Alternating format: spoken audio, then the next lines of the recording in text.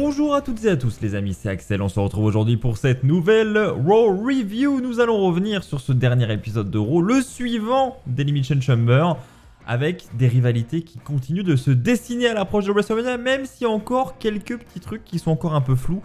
On va y revenir. Nous sommes cette semaine du côté de San José en Californie.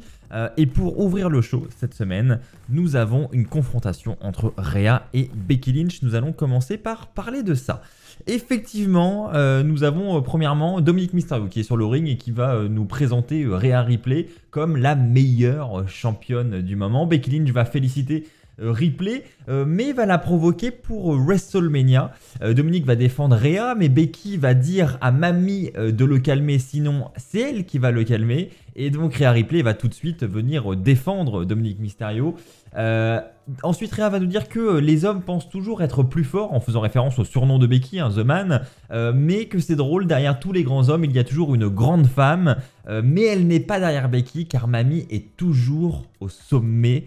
Always on top. Donc voilà, on a une belle petite première confrontation entre Becky et Rhea Ripley à l'approche de WrestleMania, avec un petit Dominic qui se met entre les deux, c'est assez mignon.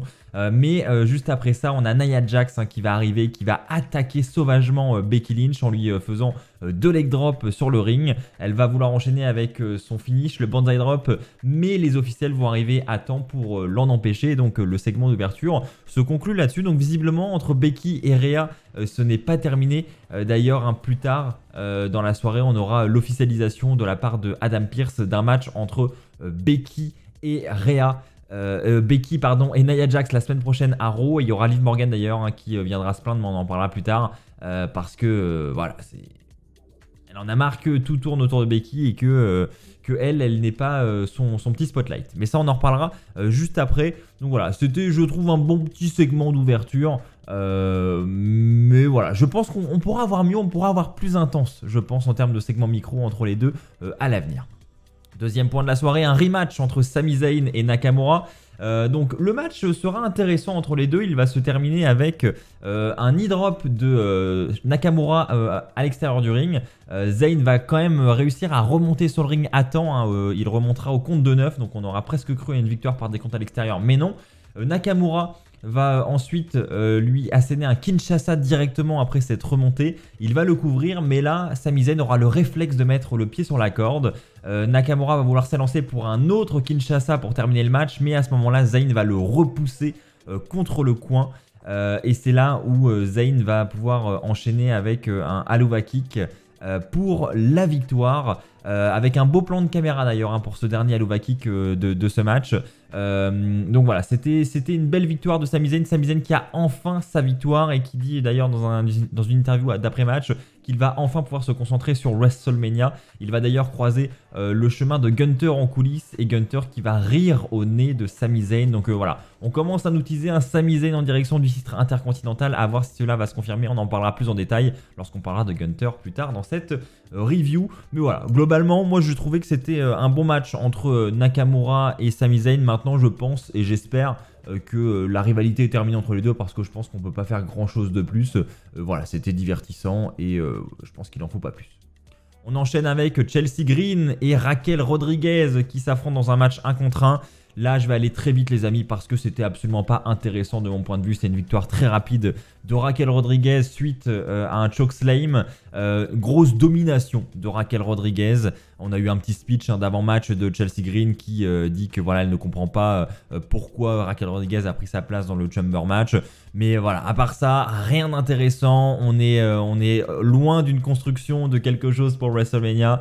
Donc voilà, pas grand intérêt, donc je vous propose de passer sans plus attendre au 4e point de la soirée. Nous allons parler du titre intercontinental de Gunther. Gunther qui se tourne effectivement vers WrestleMania. Voilà, il dit qu'il a affronté Jey Uso dernièrement et effectivement, pour la première fois, il a eu peur, entre guillemets, pour son titre intercontinental. Il a eu un gros challenge, mais il lui reste encore une question à l'heure actuelle. Quel sera son adversaire à WrestleMania? Il cite plusieurs noms. Il dit, est-ce que ce sera Sami Zayn? Est-ce que ce sera Chad Gable? Est-ce que ce sera The Miz? Est-ce que ce sera R-Truth? Et là, on a le Judgment Day qui arrive. Le Judgment Day qui va dire, écoute, je pense que tu as vu, on a dominé Elimination Chamber et on veut faire la même chose à WrestleMania.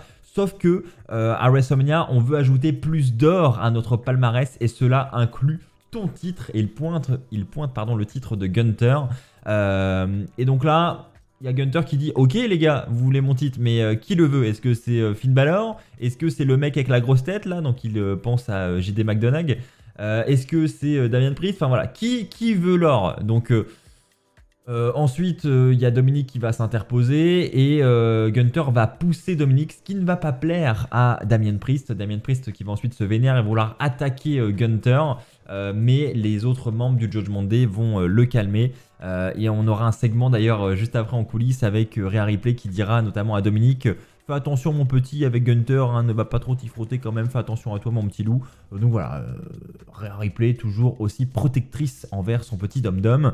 Mais voilà, c'était un segment divertissant et donc ça nous amène beaucoup de questions en ce qui concerne le Judgment Day. Que va-t-il se passer pour Gunther à WrestleMania? Voilà, toutes ces questions, on n'a pas encore les réponses. Mais moi, je parierais, au vu de ce qui se passe, au vu de tous les noms qui ont été cités, etc., un petit match à plusieurs pour WrestleMania. Voilà, je ne sais pas si ce sera peut-être un match triple menace, peut-être un six-pack, peut-être un ladder match, on ne sait pas. Mais j'aimerais bien, j'avoue, avoir un match à plusieurs. Je préférerais ça plutôt qu'un Sami Zayn Gunther, par exemple. Voilà, je trouve que, bon, ce serait cool, mais je préférerais un match à plusieurs. Je pense que ça peut être d'autant plus divertissant. Je vous propose de passer au 5e point de la soirée maintenant avec un Street Fight match, les amis, entre le New Day et Imperium. C'était un match très qualitatif. On a eu notamment de très beaux spots durant ce match. On a eu notamment le New Day à la fin du combat qui va coucher Vinci sur une table à l'extérieur et Xavier Woods qui va faire son elbow drop du haut de la 3e corde à travers la table. Et ça, c'était un très beau spot, magnifique. Le New Day va ensuite le ramener sur le ring pour enchaîner avec un elbow slam. Mais à ce moment-là, alors qu'on pensait que le New Day allait repartir avec la victoire, on a l'intervention de Ludwig Kaiser qui va traîner l'arbitre à l'extérieur. Le New Day va ensuite directement l'attaquer avec un kendo stick en pensant reprendre l'avantage.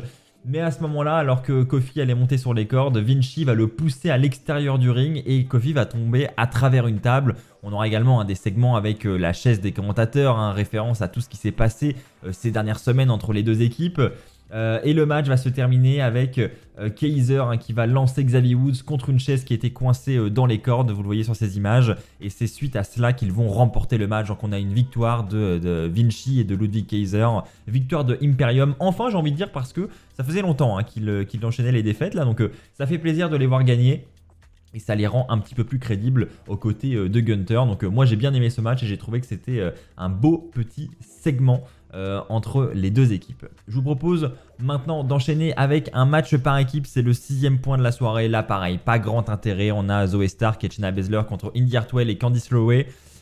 Bon, honnêtement, il ne s'est pas passé grand chose. On est sur un match assez expéditif. Ça va se terminer avec Hartwell qui va faire un Spinebuster à Zoe Stark.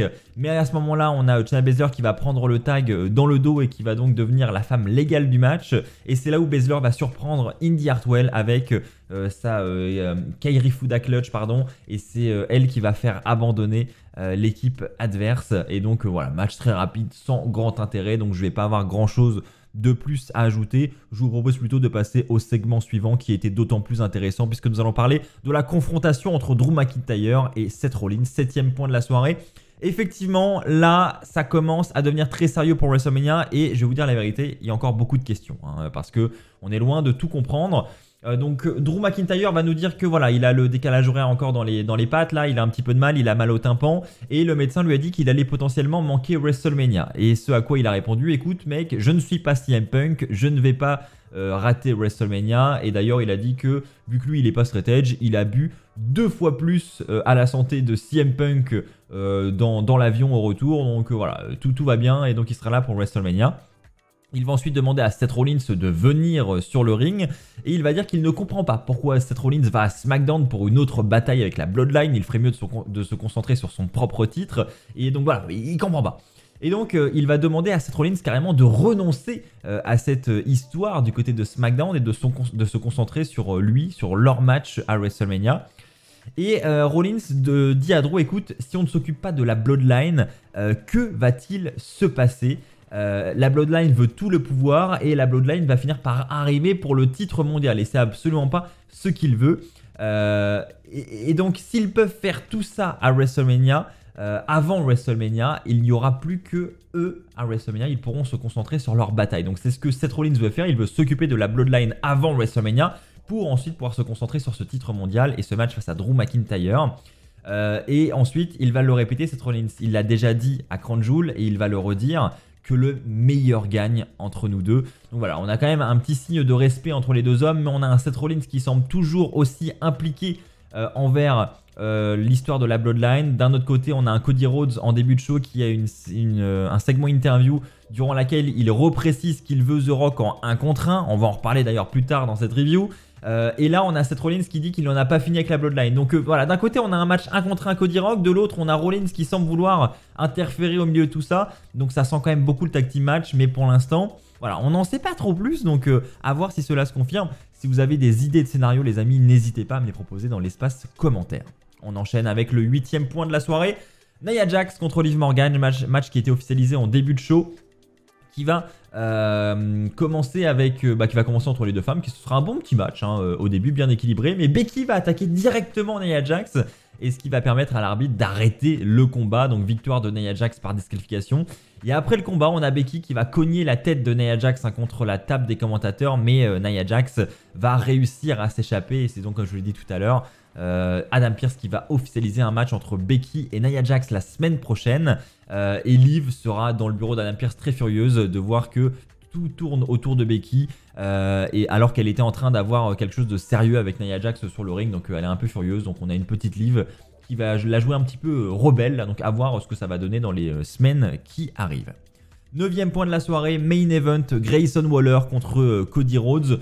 Donc du point de vue du match, ça va être assez rapide, hein. On a un bon petit match entre Cody et Grayson Waller. Ce sera évidemment une victoire de Cody Rhodes. Cody Rhodes qui à la fin du combat va éviter le finisher de Grayson Waller et il va lui faire son Cody Cutter. Cody va enchaîner avec son Crossroads pour le compte de 3, donc c'est ainsi qu'il va remporter ce match. Mais après le match, et c'est là où c'est intéressant, ça va m'amener les amis à ce 10e point de la soirée. Nous avons Paul Heyman qui arrive pour proposer quelque chose à Cody. Et donc là, on se dit, qu'est-ce qu'il va nous proposer? Qu'est-ce qu'il va nous proposer? Eh bien déjà, vous le connaissez, Paul Heyman va arriver et il va se présenter comme d'habitude. Cody va dire, écoute, arrête de parler, ramène la Bloodline maintenant. Et Paul va dire, non Cody, je suis le seul membre de la Bloodline qui est présent ce soir. Et il arrive avec des agents de sécurité. Et donc voilà, il dit à Cody, ça sert à rien de les attendre, ils ne sont pas là. Ensuite, Paul Heyman va dire que Cody doit retirer ce challenge pour The Rock, sinon, 3 petits points. Et là, Cody va dire, sinon quoi? Qu'est-ce qui va se passer? Cody veut la Bloodline, il insiste, il veut la Bloodline. Heyman va monter sur le tablier avec ses officiers, mais Cody va lui refuser l'accès au ring. Et c'est à ce moment-là que Cody va s'en prendre aux agents de sécurité, alors que Paul Heyman allait lui faire une proposition. Donc on ne sait pas de quoi il s'agit, mais visiblement Paul Heyman venait avec un plan. Il voulait proposer quelque chose à Cody pour contrer probablement ce match 1 contre 1 face au Rock, ou pas d'ailleurs, hein, pour peut-être ajouter une stipulation à ce match entre Rock et Cody. Pourquoi pas une stipulation du style ok, The Rock accepte ton challenge en 1 contre 1 en nuit 1 de WrestleMania, mais il y aura un enjeu dans ce match. Celui qui remporte le match va affronter Roman Reigns à la nuit 2. Et ça pourrait être une belle manière, je trouve. Pour moi, c'est le meilleur plan possible. Et on pourrait prendre cette direction au vu de ce qui se passe là, hein. On pourrait clairement avoir The Rock, Cody 1 contre 1. Le vainqueur affronte Roman à WrestleMania. Ça ajoute un intérêt à The Rock pour affronter Cody. Et ça permet à Cody de dire, écoute, voilà, je peux montrer à tout le monde que je mérite d'autant plus ce match si en plus je bats The Rock en nuit 1.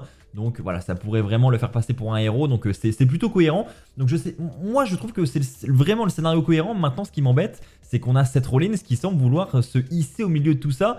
Donc c'est ça qui me fait penser aussi un petit peu à un match tag team entre les deux équipes du côté de WrestleMania en nuit 1. Donc voilà, je suis un peu perdu. Voilà, ce main event va en contradiction avec ce qui s'est passé, je trouve, dans le segment entre Seth Rollins et Drew McIntyre. Donc voilà, suite à cette attaque de Cody Rhodes sur les agents de sécurité, il y a Paul Heyman qui va sortir un premier téléphone avec une coque Bloodline et un deuxième téléphone avec une coque de The Rock. Donc c'est drôle déjà, qui a 2 téléphones et qui appelle 2 personnes en même temps avec 2 téléphones dans les mains. C'est vraiment nimp. Oh, excusez-moi.